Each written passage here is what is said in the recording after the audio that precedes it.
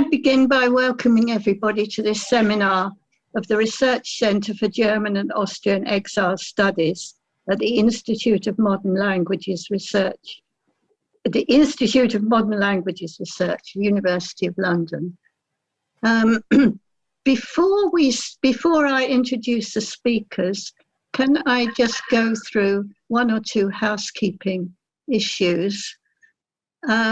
Please remain muted and with your cameras off during the talks.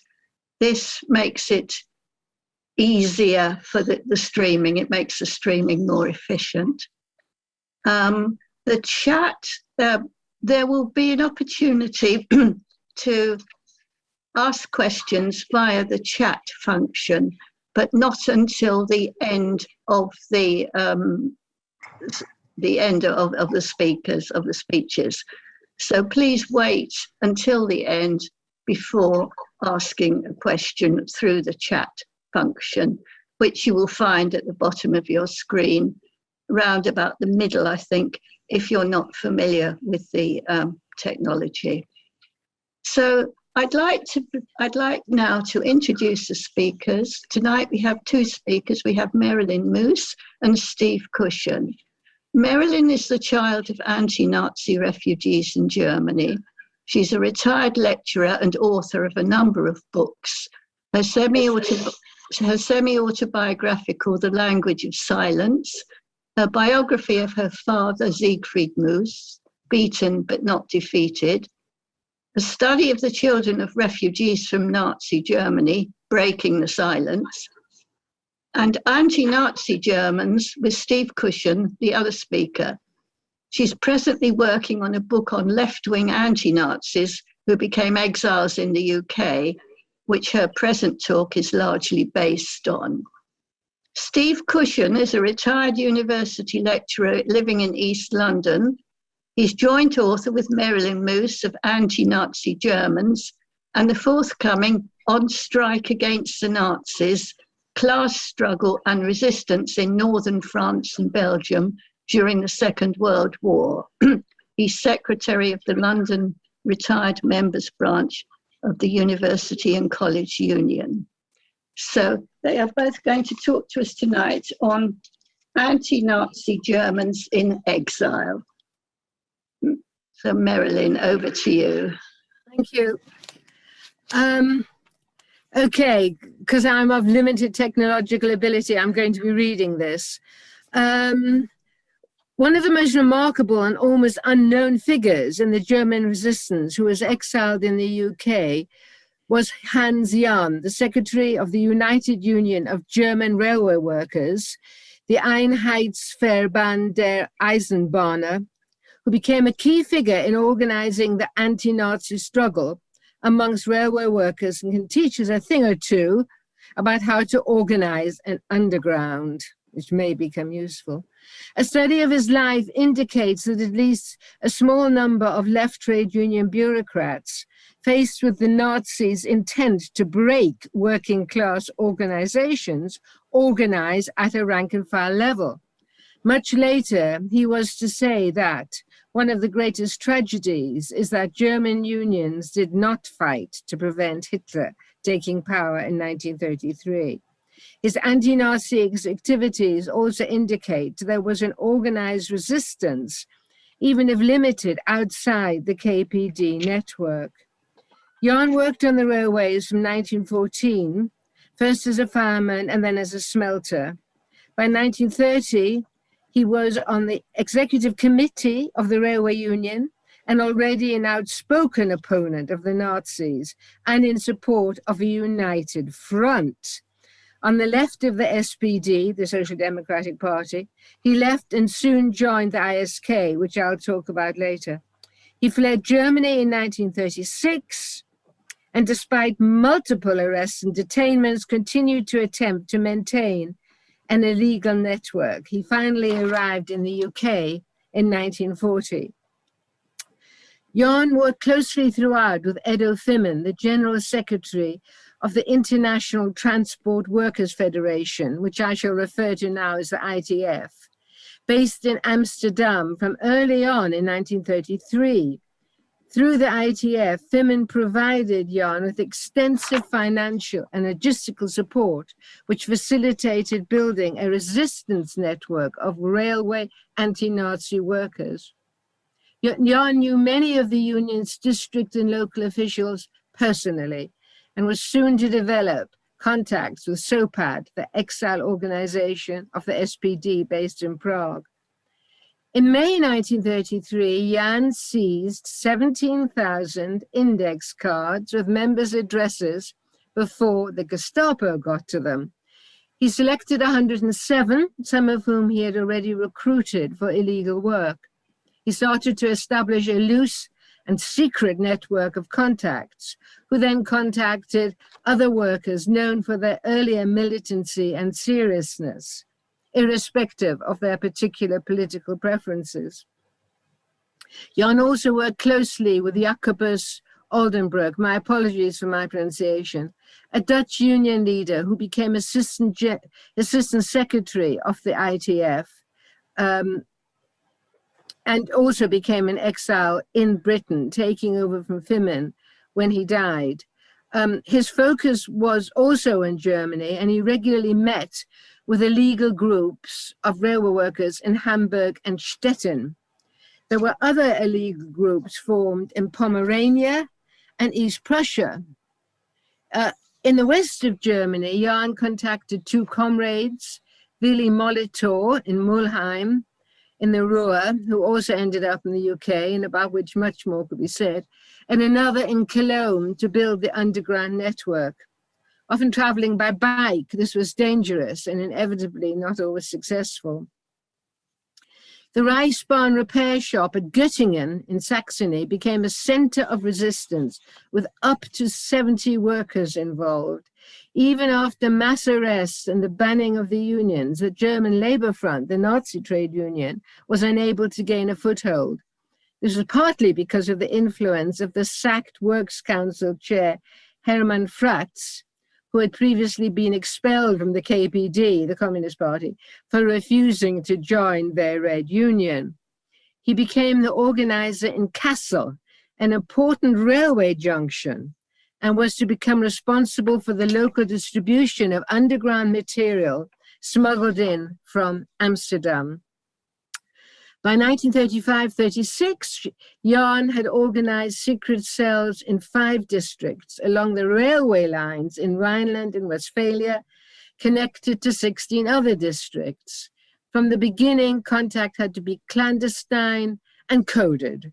A picture postcard of a train station equaled danger, gardens equaled everything is flourishing.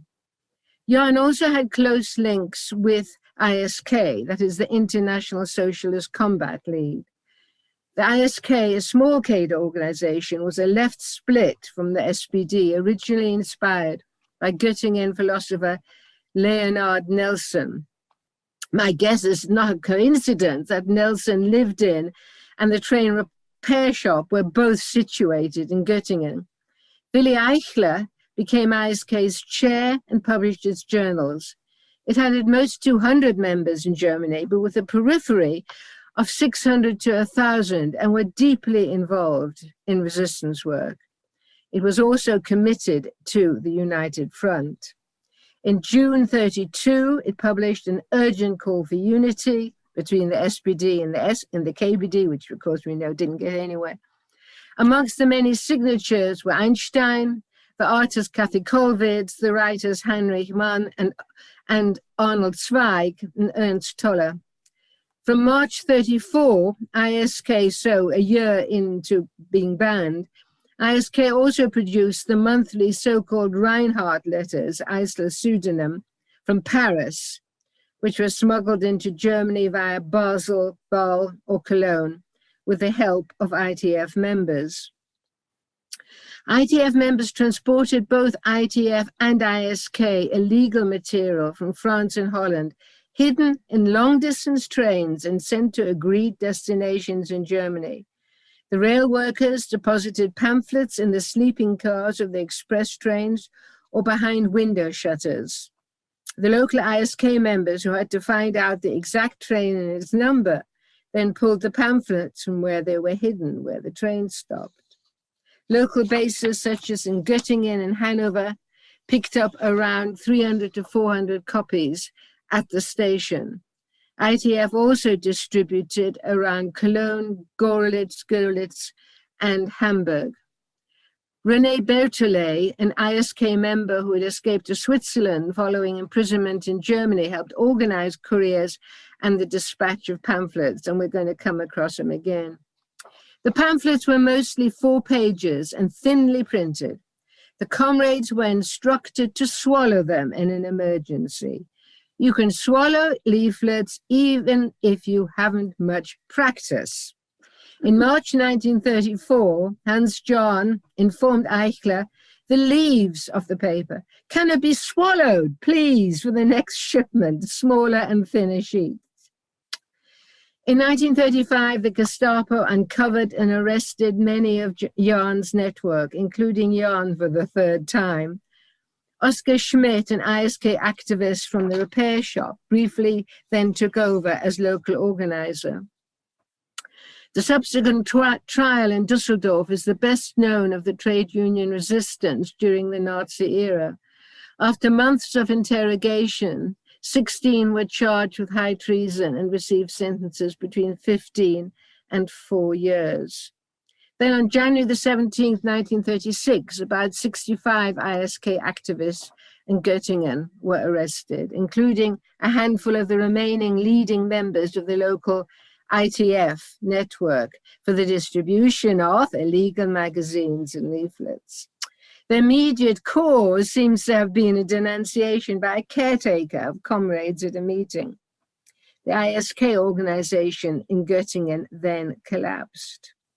According to Jan, on the 1st of May 1936, after the Gestapo arrest, the local ITF organization still had 137 groups based on earlier union branches with 284 base leaders and about 1,300 contacts.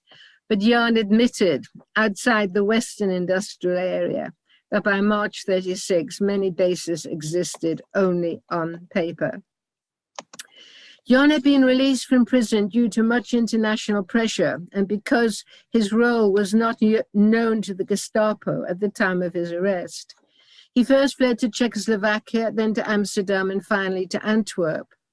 With the support of the ITF, Jan remarkably redivided Germany into districts and managed to re-establish a resistance network, first from Amsterdam and later from Luxembourg, of about 1,300 contacts. The other estimates make this lower, especially in the major northern and western cities.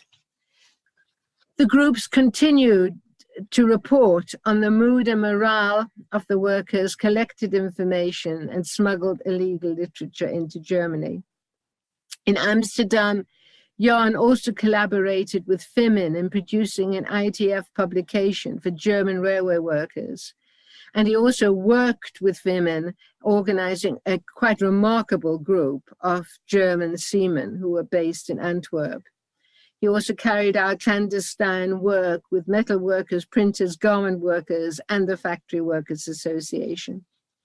But there were Gestapo agents everywhere. Though the details are unclear, in 1937-8, Botel, probably Walter Botel, a former KPD member, had formed an illegal group of 10 and reported to Jan on the existence of other illegal groups. But as it later turned out, Botel was an undercover agent for the Gestapo. Many were subsequently arrested, their lucky ones sent to the camps. The fear of the Gestapo and of infiltration meant trusting anybody or organizing underground became ever more fraught. Gestapo arrests generally tore apart the railroad workers' network, which was only partially restored by the beginning or at the beginning of the Second World War. And one must also beware understanding what was happening on the railways through the lens of the limited resistance activities. In practice, as Nellis suggests, many in the ITF, while being strongly anti-Nazi, were not actively involved in underground work. No one can blame them, given how few who were survived. But sorry, I've missed a bit. After Holland deported Jan, he went to Antwerp, then on to Luxembourg in March 1938, which had the advantage of a shared border with Germany. One extraordinary activity they did was that they launched balloons. They launched balloons which carried leaflets across the border into Germany. Anyway, on May the 10th, 1940, the German Wehrmacht drove through Luxembourg, and John and his wife decided to flee with their 6-year-old child. The Gestapo had already attempted to abduct Jan from Luxembourg, but the child collapsed and the mother stayed with the child. They were arrested by the Nazis, deported. I couldn't find the details, but one fears the worst. Jan had fled. A few months earlier, Paul Toffan, the head of the ITF office in Paris, had already tried and failed to find a way for Jan to get into France. But now Jan fled into France and was arrested twice. He was interned in the St. Nicholas camp near Nîmes and was supposed to be shot as a member of the 5th column. Somehow he contacted the mayor of Nîmes and found out that he was on the extradition list to Germany. Ill with dysentery, he couldn't flee or try to flee. Then the German officers, including the Gestapo and SS, came to the camp, the so-called Kunt Commission, who regarded the refugees as warmongers and traitors to their country. But the French camp commander had removed Jan from the list of would-be German deportees, and he somehow escaped into the Nîmes forest. Interesting, that. After his escape from the camp, Jan initially found shelter with Louis Maillot, whom he knew from Antwerp. He then went on to Montauban, near Toulouse, which had a socialist mayor, Marcel Goret, who had been the Minister for Refugees in the last Blum government, was a friend of Blum's, and was now an active part of the resistance. In fact, he offered refugees to come to the town, thousands of Spanish, German, Austrians, despite the injunctions of the Vichy authorities. Jan, as an ITF functionary, was particularly at risk of extradition. Through his contact with Sopat and thanks to the efforts of Bertele, he somehow received a visa for the US in mid-September 1940. What happens next is unclear, but Jan illegally crossed the Pyrenees on September the 21st, and on September the 27th, 1940, he illegally reached Lisbon via Spain. In 1940, Jan reached London and continued to organize as best he could, but he was now largely cut off from his base and became more top-down in his activities. At this point, Jan was pessimistic about the outcome of the war. He wrote, "One senses at every turn how the West is going limp again, accusing them of cowardice." He feared the victory of the Reich, and unlike some German refugees, celebrated when bombs fell on German soil and called for more. ITF established its headquarters in London. In the first months of 1940, Jan successfully re-established contact with some illegal cadres in Germany. According to Jan, the activities of the illegals were expanded to include sabotage, something corroborated, quote, by the Gestapo, including a handful of derailments, though these were, of course, never officially recognized. And I gather that the conscripted Polish railway workers, conscripted as in quotes, because they were forced laborers, were especially adept at sabotage. Jan set up a group of German trade unionists, which later affiliated to the National Group of German Labour Unionists in Britain. He participated in the London group around Hans Gottfurst, another German trade unionist, anti-Nazi activist exiled in the UK and the founder of the group. and tried to organize a unified German trade union confederation to make plans for after the war had ended.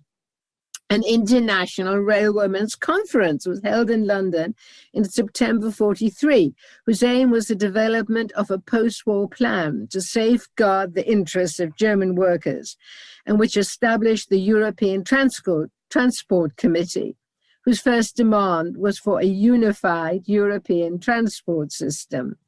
Remarkably, it was attended by 46 trade unionists from 14 European countries, though I don't have a clue how they got here. London also became the center of ISK overall activities. Here were John, but also Willy Eichler, its secretary, and Job Cappius. Cappius, working with SOE, I'll come back to that, was parachuted into Germany in September 44 with the purpose of collecting information, in particular about the Reichsbahn repair shop in Göttingen, Jan's old base.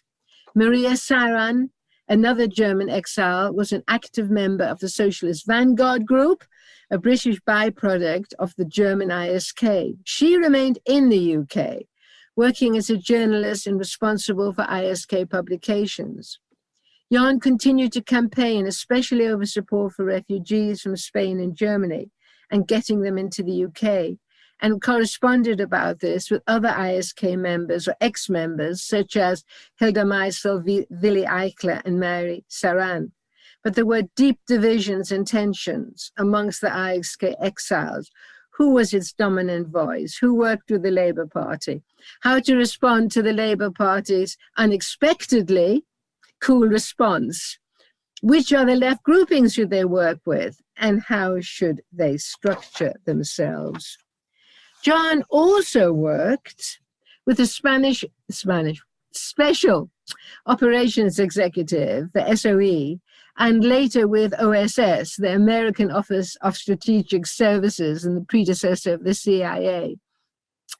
Earlier on in France, then in London, much ink has been spilled over contested explanations of the role of SOE, but briefly its purpose was to conduct reconnaissance, espionage, and commit sabotage. While still in Montalban, Jan had organized resistance activities in coordination with SOE. Based on Jan's suggestion, Gaby Cordier, a French ISK member who had already traveled thousands of miles as a courier, as phone and wireless links couldn't be trusted, was recruited by René Berthollet to work with SOE. Later, Berthollet also helped ensure a report by Yvon Moranda, a leading figure in the French resistance and a member of the Free French, reached SOE, recommending the use of the trade union movement to the resistance. Anthony Brooks, Alfonse, was parachuted into France in July 42 by SOE to carry out this mission. Already a friend of Berthollet, who became his mentor, he too stayed with the Montalban mayor. In an astonishing interview, which takes about 40 hours, Brooks details how he worked with local railway workers to destroy the vital rail link between Montalban and Toulouse and around Lyon to derail trains from Marseille to Lyon. In fact, this is more Steve's field than mine. In 1944, Jan, in collaboration with SOE and OSSS, tried to infiltrate exiled Union cadres into Germany and organize sabotage in German-occupied northern Italy. John and others' collaboration with SOE was one logical outcome of the politics of the Popular Front, with its emphasis on working with almost anybody who opposed fascism, often from above rather than below. To finally return to the question of resistance amongst railway workers, in 1943, members of the IDF issued a call for German railway workers to commit sabotage. Extraordinary. On June 1944, IDF joined forces with the American Broadcasting Station in Europe to send out a joint message calling on all European transport workers to take action. I don't know how effective these calls were. Okay, so finally, Jan returned to Germany after the war ended with American forces. He became a leading figure in reconstructing the trade unions, and from 1949 to 58, became the first elected president of the new German railroad workers. From 1956, he became president of the ITF. From 1949, he also represented Hanover for the SPD in the Reichstag. Earlier, despite much of resistance in Germany being dominated by members of the KPD, there appears no clear evidence that Jan chose to work with members of the KPD or had any sympathy towards Stalinism. His politics were rather that of a committed anti-fascist. He does not appear to have believed in a rank-and-file transformation of capitalism, never mind its destruction. Now, under the influence of the Cold War, he became a crusader against the USSR and its satellites. He organized a Union Action Committee to organize clandestinely in the USSR and became editor of Voice for Freedom for illicit distribution in East Germany. Not for him the position, which is my position, of neither Washington nor Moscow. But his politics after 1945 should not divert us from honoring his rare earlier commitment and bravery in organizing working class resistance to the Nazi and fascist regimes, especially when so many in the SPD and the union bureaucracy failed to do so, and repeatedly risking his life in so doing. Thank you. Thank you very much, Marilyn. We will have the questions after the second speaker. So could I invite Steve to speak now, please? Thank you very much. There were a surprising number of foreign volunteers in the French resistance, a fact that's barely recognised today, as the history of the French resistance has been nationalised and become the founding myth of the French Republic, rather as the myths of Dunkirk and the Blitz are used in Britain. The story of the German volunteers in the French resistance starts in Spain, where there was somewhere in the region of 4,000 German and Austrian volunteers in the international brigades. And of course, these volunteers were engaged in fighting against the armies of the lands of their birth, even then. When the Spanish Republic took the ill-advised decision to disband the international brigade in October 1938, the German and Austrian volunteers had nowhere to return to, and most ended up as refugees in France, where the majority were interned in concentration camps, where they were kept in vile conditions. Given the large-scale immigration into France following the First World War, the CGTU Trade Union Federation, under communist leadership, had set up an organisation called Main d'Oeuvre Immigrée, the MOI, or Immigrant Labour, to organise these immigrant workers. It was divided into language sections, principally Polish, Italian, Yiddish, and Spanish. These sections became the basis for the organisation of resistance by foreign workers. The French Communist Party, at the end of 1941, when they became involved in armed resistance to the German occupation, set up an organisation called the Franc-Tireurs et Partisans, FTP. This was to act as an armed resistance organisation, and the different language sections of the MOI organised armed groups that became known as the FTP-MOI. There was a particularly important FTP-MOI movement based in Lyon and Grenoble, Compagnie Camagnole Liberté, mainly composed of Yiddish-speaking immigrant workers from Central Europe, but commanded by a German communist, Norbert Kugler. Herbert Hetz was a Jewish German fighter in Camagnole. He was the technician who planted the improvised explosive device that blew up a platoon of German soldiers as they left their barracks. Similarly, Max Bings, another German of Jewish heritage, blew up the Wehrmacht offices in Nice, killing a large number of Wehrmacht and SS officers. But it wasn't all armed action. Considerable effort was put into propaganda amongst German soldiers. An organization called Travail Allemand, literally German work, distributed a paper, Soldat im Westen, which took a fairly patriotic line. We are the good Germans, the Nazis are the traitors. This was organized by German and Austrian communist exiles in France. The Trotskyists also had a paper called Arbeiter und Soldat, which took a much more openly revolutionary position. Until 1944, both operations only managed to attract individual German soldiers, most of whom were betrayed and executed or deported.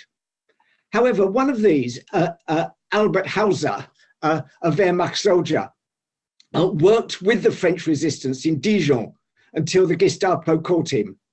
He was sent to forced labor building V2 bunkers in northern France.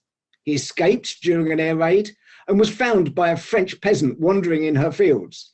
She moved him on to the French underground, who nursed him back to health and, following discussions with the German section of the MOI, dispatched him to join a resistance group near Clermont-Lérault, where he finally ended up participating in the liberation of Montpellier. Dora Schull, a German communist of Jewish heritage, interned in the camp at Bern, escaped to Lyon, where she obtained work in the Wehrmacht post office, immediately opposite Klaus Barbie's office. This enabled her to keep tabs on the comings and goings of the Gestapo and inform the Lyon resistance. But there was a heavy price to pay for this activity, and over 100 Travail Allemand activists, mainly women, were executed or died in deportation. Nevertheless, there was some success. Lieutenant Hans Heisel recalls lending his Luger automatic pistol to the FTP MOI to assassinate SS Standartenführer von Ritter. Hans Heisel, Kurt Halker, and Arthur Eberhard worked in the communications department of the headquarters of the German Navy in Paris, from where they were able to pass on a wealth of sensitive information to the resistance via the intermediary of a Yugoslav barber. When the uprising that liberated Paris broke out in 1944, these three deserted with their weapons and joined the insurgents, going to the headquarters of the German Communist Party, where they were able to show the defenders of the building how to work a German bazooka.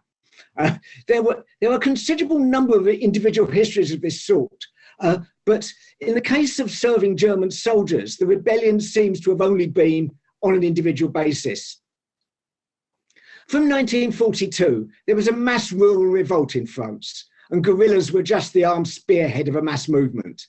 The trigger for this result was the Service du Travail Obligatoire, the STO, the requisition of forced labour to work in Germany, which caused thousands of young men to flee into the country where they were sheltered by the rural population.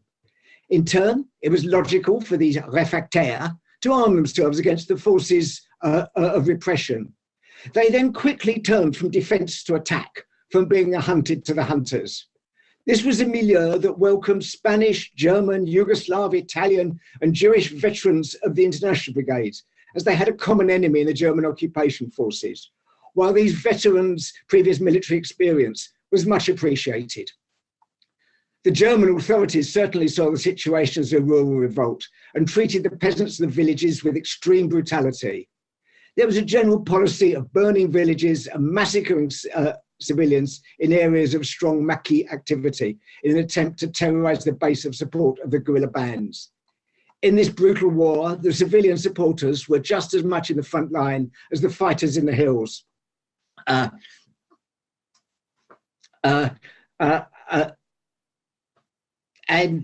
this affected women particularly. In the cemetery of Alès in the Gard are two tombstones recording the murders of Hedwig Robbins and Lisa Ost, partisans allemandes, Mort pour la liberté, assassiné par la Gestapo. These two German women, formerly of the International Brigades, were acting as a courier and a nurse for the local Maquis when they were picked up in an SS raid and killed by the German security service. Of the German forces, 3/4 of the SS were not German citizens. By the middle of 1943, the German armed forces were facing a serious manpower shortage and, as a result, started recruiting non-German men. There were Poles and Czechs forcibly conscripted from their occupied territories, as well as Yugoslav Muslims from Bosnia, who had joined more or less willingly in the belief that they would ensure German protection from oppression by their Catholic Croat neighbours. However, by far the largest contingent of non-German members of the SS were from the Soviet Union. In mid-1944, with the US forces advancing across France, the predominantly Ukrainian 102nd and 118th battalions of the 30th Waffen-SS Grenadier Division were shipped to Haute-Savoie in eastern France. Some were nationalists who had joined to resist what they saw as the Soviet occupation of the Ukraine. Others had been in the Red Army, captured while fighting against the Germans and ending up in a prison camp. The only future for these was either serving in the SS or a short, brutish existence with a likely violent death in the POW camps, where 1.5 million Soviet prisoners of war were deliberately starved to death. Whatever their reasons for joining, they had little interest in fighting in France, where their German officers treated them with racist contempt. The senior Ukrainian officer, Major Lev Loba, made contact with the local forces of the French resistance and planned their mutiny. While marching through the Savoy countryside, Olba shouted the order, "Helmets on!" And as the German officers and NCOs' hands were occupied obeying the order, the Ukrainians shot, stabbed, or beat them to death. The German dead numbered 394, including nearly 100 officers, and the 820 Ukrainians then joined the waiting French resistance and fought alongside them till the end of the war. A purist may say that despite wearing German uniform, these people were not strictly speaking traitors, as they were not ethnic Germans. So let's finish with some who definitely were. Otto Kun was a communist railway worker who had been elected as a Reichstag deputy. He fled to France, where he was interned as an undesirable alien in a labour camp, working as a woodcutter. In 1943, Kun and about 40 of his comrades, mainly German veterans of the International Brigade, escaped into the Cevennes Mountains, where the German army only controlled the main roads. These German volunteers became the core of an extremely effective guerrilla operation, who played an important part in the liberation of the town of Nîmes, where Norbert Beisecker was given the honour of taking down the swastika flag from the town hall. Martin Kalb, who led the German fighters in the battle for Nîmes, was photographed in the front rank as they marched in the parade to celebrate the liberation, with Norbert Beisecker carrying the French tricolour. Otto Kun himself was appointed colonel and led a force of 2,000 fighters, mainly French, but including a significant number of Armenian deserters from the SS who had mutinied. To finish, on the 14th of July 1994, the 50th anniversary of the liberation of Paris, President François Mitterrand invited the German Chancellor of the time, Helmut Kohl, to attend the parade, in which German military personnel of the Eurocorps were participating.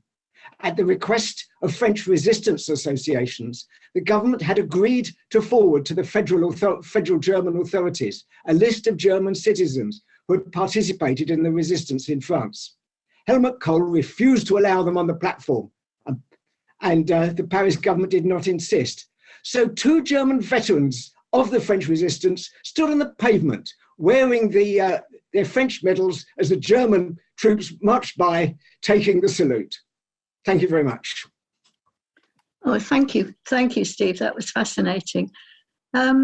So at the moment, I can't see any questions because you've only just finished. So we give people a moment or two to type their questions into the chat. And there's just one thing I'd like to ask Steve while we're waiting for everybody else. I don't know much about things, German refugees in France, but I have been reading that some of them, before the French capitulation, worked as foreign helpers, if you like, for the French army or the French forces, called prestataires. So I wondered if you, you did say that most of the German fighters in France had come from the Spanish Civil War, and that was why had been fighting in Spain, and that was why they were refugees in France. I wondered if you had considered those who had emigrated to France and then just worked for the French forces before the war. The prestataires were effectively sort of labour battalions attached to the French army. Yes. When the war broke out, most German refugees in France, and there were a considerable number who had fled there, not, as you say, via Spain. Most of them were rounded up and put into camps. Some were offered the chance of joining the French Foreign Legion, which quite a few did, and others were recruited either into these labour battalions or into other forms of labour camps, and so on. So yes, some of these people did then desert as quickly as they could to the. Some of whom joined the resistance, some just went into hiding, some fled, and so on. So yes, there were recruits from that source as well. Okay. Could I just add? Yes, Marilyn. I mean, in the period between 33 and 38, 39, the Communist Party, the German Communist Party, had their external leadership based in Spain as well, just to throw that in. Some of them came on to Britain, others were arrested and so on. Yes, thank you. Now we've got several questions for Marilyn. Hang on, they seem to be, right, sorry, Marilyn. Marilyn, I heard you briefly mention that Jan worked with Hilda Meisel, but I'm sorry. I heard you briefly mention that Jan worked with Hilda Meisel, but I didn't catch the context. Could you repeat that or tell us more? That's from Eileen, that question. I have to check that. What's the next question?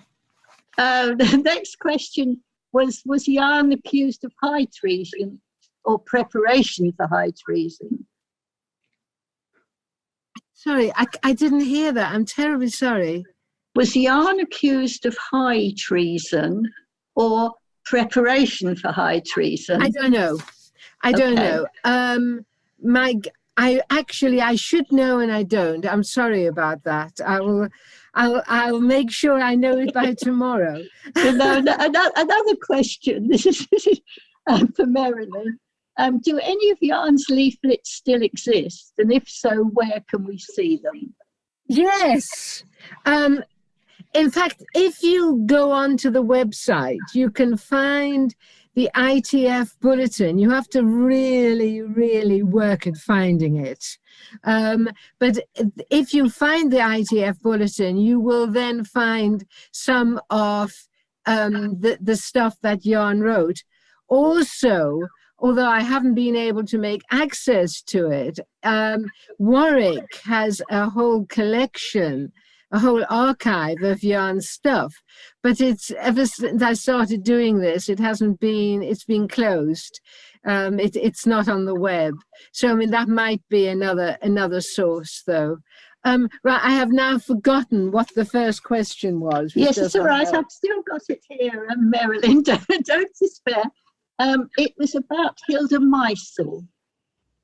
Oh, and could yes. you tell us more about his work with Hilda Meisel? No. I mean, Hilda Meisel, in fact, left ISK because she felt that they weren't militant enough.